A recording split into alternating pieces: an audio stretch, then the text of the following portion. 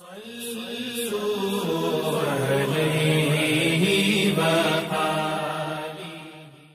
اللہ الرحمن الرحیم۔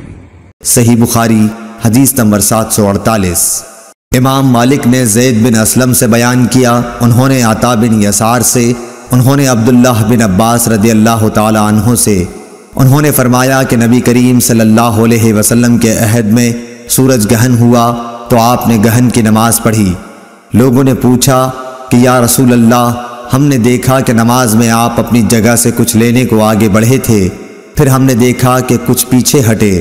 آپ نے فرمایا کہ میں نے جنت دیکھی تو اس میں سے ایک خوشہ لینا چاہا، اور اگر میں لے لیتا تو اس وقت تک تم اسے کھاتے رہتے جب تک دنیا موجود ہے۔